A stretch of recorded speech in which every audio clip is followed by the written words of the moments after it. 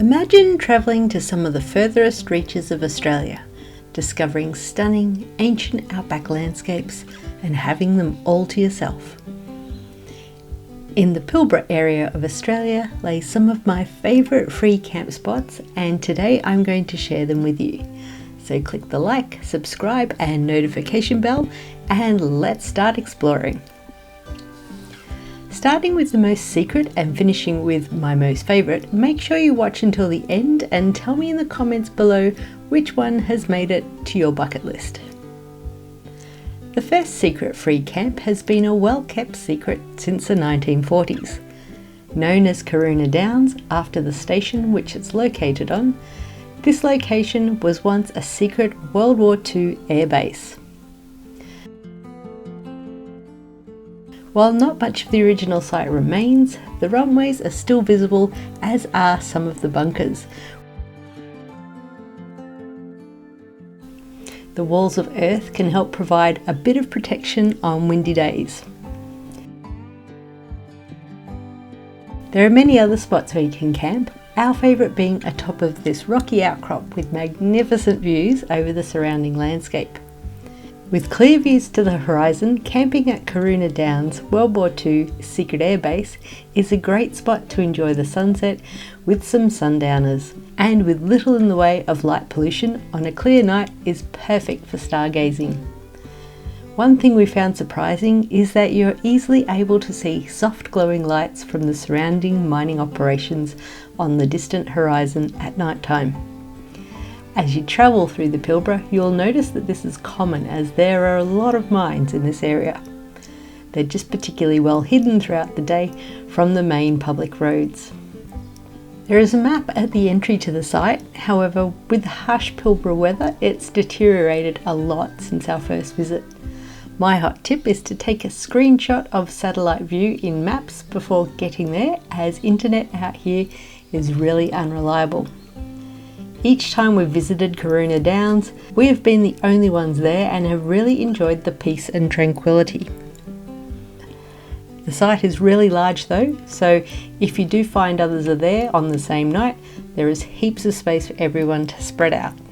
The condition of the tracking can vary greatly, so make sure to allow plenty of time to get there, as it can take a lot longer than you expect. On our last visit, the tracking was a lot worse than previously and it took a lot longer to navigate. If you're a paddleboarder, kayaker or just love taking your inflatable flamingo with you on holiday, this site has the least amount of water available. Depending on the season, the creeks and water holes in this area can vary significantly. As you can see in the drone shot, there is a little bit of water in Emu Creek when we were there, but probably not enough to paddle in. Not quite so secret, the next location on our list is Carrawine Gorge. This section of the Oakover River is a permanent water source. During the dry or tourist season, many of the rivers in the area are more of a series of waterholes until the seasonal rains come and connect them. The water here lies at the base of stunning red sandstone cliffs which glow in the light of the setting sun. It really is spectacular and the quintessential outback experience for a lot of people who travel in these parts. A look at satellite maps will show a large section of water around 2 kilometres long, with a side branch which is really worth exploring by paddlecraft. Camping is along the edge of the river, and so there is plenty of space for anyone camping to spread out and soak up the serenity. Some of the sites are over soft sand, and yet people with big off-road caravans don't seem to have any trouble navigating their way to their chosen campsite. While we haven't seen anyone get bogged here, that's not to say it's not possible, and it's all part of the fun really, isn't it? Unless of course it's you. There are some nice shady trees about the riverbanks which offer shelter on those hot sunny Pilbara days, however not all camping spots will have shade, depending on demand. As with all the sites in this video, there are absolutely no facilities, so you will need to be self-contained. Which brings me to a point worth mentioning. The closest towns are Marble Bar and Nullagine for fuel and supplies. Depending on which of these camping spots you visit and the conditions of the road, you can still be a long way away, so it pays to stock up extra fuel and food as there's no backup. I would suggest you do a big supply shop in Port Hedland where there is Coles and Woolworths, as Marble Bar and Nullagine have much smaller grocery stores. It's also worth mentioning here that it is great to support small outback stores, but also to be mindful of clearing out stock as the locals really rely on these businesses. Some of these places can be a bit tricky to find on maps as the area is really remote and there aren't the best details on Google or Apple Maps, even if or when you can get internet connection. So I've made a mud map for you which you can download for free to give you an idea of where these 5 spots are in relation to the surrounding towns and each other. It's only a mud map and not strictly to scale or with details of stations or mining operations, just the things that we found useful during our trips out there. You can download the PDF onto your phone and have it available whether or not you have internet connection. I'll leave a link in the description below. Now back to the video. The next 2 camps on our list have the least distance to the Blacktop and are closer to both Port Hedland and Marble Bar than the others. First up is Delina Gorge. Just as with Carrawine, and as the name suggests, it's a stunning red rocky gorge with a cliff face that glows red with the setting sun. This gorge also has a permanent source of water, although it isn't as big as Carrawine Gorge.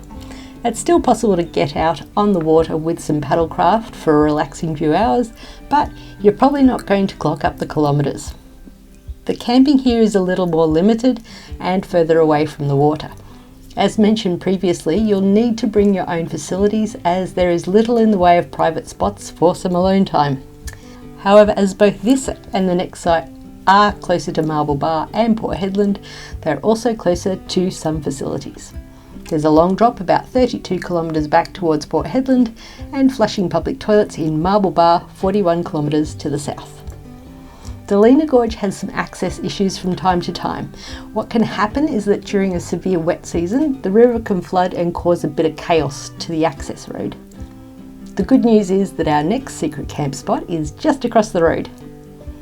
Coongan Pools is accessed on the other side of the road and the other side of the river from Delina Gorge.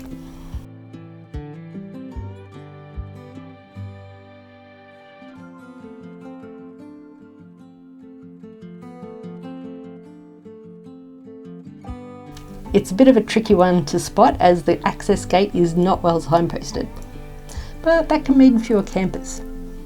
Coongan Pools is closer to the river's edge and most spots are up high, so there's a bit less of a chance that there will be access problems after the wet season. Again, it's a really great spot if you're wanting to get out on your paddleboard or float about on your inflatable unicorn, but the amount of water for serious paddlers is limited depending on when you are there after the wet season. There are lots of nice shady trees which the corellas love to sit in, having a great old squawking conversation until they suddenly all spontaneously decide to move elsewhere before returning to repeat the process over and over. They're pretty entertaining. Be warned though, this is probably not the place for you if you don't want to be woken to early birdsong. It's a popular spot to go swimming and it's perfect for when it starts to get a bit warmer. Our final, most secret and my personal favourite camping spot in the Pilbara is a place called Running Waters, also known as Eel Pool. This tucked away spot is the furthest from Marble Bar or Nullagine, and you truly are remote here. Each time we've visited, we've had the place to ourselves and has been such a great spot to stay. It's a little different from the other sites we've talked about so far. Firstly, it has a river crossing to get to, which is pretty cool. It hasn't been too deep when we've been out here, but whenever there's rain in this part of the world, which is rare, things can change quickly. So it's a good idea to check your depth before proceeding. The tracking can be a little on the challenging side. Our first visit it was pretty easy, but on our most recent visit we found it had more washout, so be prepared to use your off-road skills. The other difference from the sites that we've talked about already is that the river is quite a way through the trees away from the first camping spot, so there's a little walking involved and there aren't any signposts to point the way to the river, so it's a bit of an exploration. Again, conditions can change from season to season and we've heard of people getting the caravans all the way to the side of the river. The last and most impressive difference between Running Waters and the previous sites is that the water is clear. The pool is fed by a thermal spring, and while most people probably are not worried about being warm in this part of the world, it actually isn't that hot and makes for a pleasant swim.